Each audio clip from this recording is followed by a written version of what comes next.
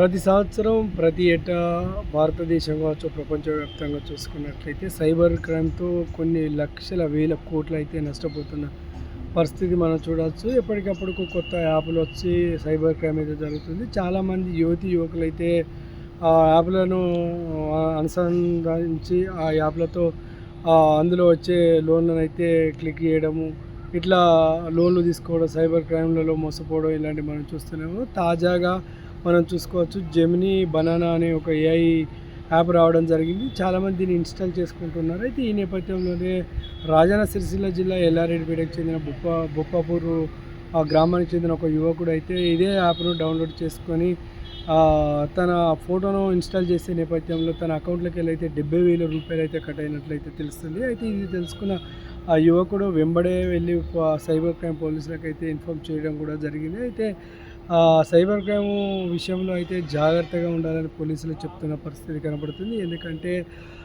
ఎవరు ఎక్కడి నుండి వస్తుందనేది మనకు పూర్తిగా సమాచారం ఉండదు. చాలామంది మొబైల్‌లో నెట్‌లో అయితే చాలామంది ఈ సైబర్ క్రైమ్ జరుగుతున్నట్లయితే మనకు తెలుస్తుంది. అయితే యాప్‌లను గుడ్డిగా నమ్మకూడదని చెప్తున్నారు. ఈ మధ్య కాలంలో ఏఐ అని అయితే ఆర్టిఫిషియల్ ఇంటెలిజెన్స్ యాప్ రావడం జరుగుతుంది. దీనివల్ల మనుషుల యొక్క మన యొక్క ఆర్టిఫిషియల్‌కు సంబంధించిన వాటినైతే డౌన్లోడ్ చేసుకోవడం జరుగుతుంది. వాళ్ళ ఫోటోలు మార్ఫింగ్ చేసుకొని పెట్టుకుంటున్నారు. అయితే ఈ నేపథ్యం దీనిపైన ఇప్పటికే పోలీసులు జాగ్రత్తగా ఉండాలి. ఈ బనానా ఏఐ యాప్ అనేది చాలా డేంజరు.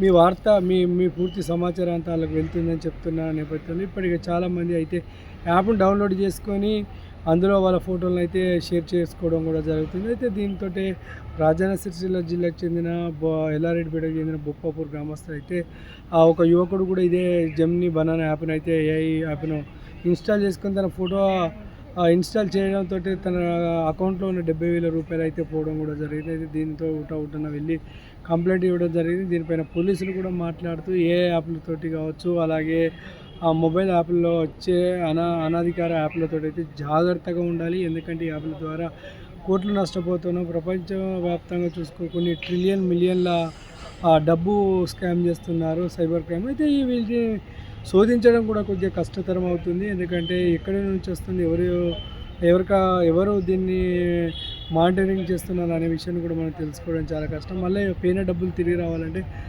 కొన్ని సంవత్సరాలు పట్టే అవకాశం ఉంటుంది. కాబట్టి దీని పట్ల యువకులు ముఖ్యంగా యువత అయితే జాగ్రత్తగా ఉండాలని చెప్తున్న పరిస్థితి. ఎక్కువగా అయితే యువత అయితే 16 నుంచి 35 సంవత్సరాల లోపు యువత అయితే వీటిని అయితే ఎక్కువ వాడుతున్నట్లయితే తెలుస్తుంది. ఎందుకంటే దీనివల్ల చాలామంది నష్టపోతున్నారు.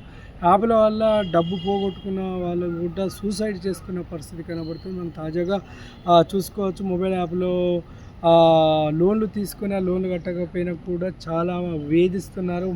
ఫోటోలు మార్పు చేసి అలాగే పిచ్చి రాతలు రాసి కూడా మొబైల్ మనకు ఎవరైతే మన మొబైల్ కాంటాక్ట్స్ ఉందో వాళ్ళందరికీ కూడా మెసేజ్ పెడుతుంది. దీనివల్ల చాలామంది యువత కూడా చనిపోతున్న పరిస్థితి కనబడుతుంది. అయితే చాలామంది ఈజీ మనీ కోసం అలవాటు పడి సైబర్ క్రైమ్ చేస్తున్న పరిస్థితి కనబడుతుంది. కాబట్టి చాలా జాగ్రత్తగా ఉండాలి. ఏది ఏమైనప్పటికీ కూడా సైబర్ క్రైమ్‌లో సైబర్ యాప్‌లతోటి కావచ్చు, కొత్త వచ్చే యాప్‌లతోటి కావచ్చు, పూర్తిగా సమాచారం తెలుసుకున్న తర్వాత యాప్‌ని యూజ్ చేయాలని చెప్తున్న పరిస్థితి కనబడుతుంది. గుడ్డిగా ఆన్‌లైన్‌లో వచ్చే యాప్‌లని నమ్మొద్దు. ఫేస్‌బుక్ కావచ్చు, ట్విట్టర్ కావచ్చు, అలాగే వాట్సాప్‌లలో వచ్చేటివి కూడా నమ్మొచ్చు. ఈ మధ్యకాలంలో కొత్త ఎస్బీఐ కూడా వాట్సాప్‌లో ఎస్బీఐ రివార్డ్స్ అని కూడా వస్తున్నాయి. దీన్ని కూడా ఓపెన్ చేస్తే చాలామంది అమౌంట్ కట్ అవుతున్న పరిస్థితి కనబడుతుంది. కాబట్టి ఏదైనా యాప్ వస్తే దాన్ని ఇన్‌స్టాల్ చేయకూడదు, దాన్ని ఓపెన్ కూడా చేయకూడదని పోలీసులు చెప్తున్నారు. ఎందుకంటే అవి ఓపెన్ చేయడం వల్ల మీ అకౌంట్‌లో ఉన్న డబ్బు పోతుంది, లేకపోతే ఇబ్బంది కలిగే అవకాశం ఉంటుందని. కొంతమందికి న్యూడ్ కాల్స్ కూడా వస్తున్న పరిస్థితి మనం చూసుకోవచ్చు. దాంతో బెదిరింపు కాల్స్‌కు అలవాటు పడి వచ్చిన కాడికి డబ్బును గుంజుతున్న పరిస్థితి కనబడుతుంది. కాబట్టి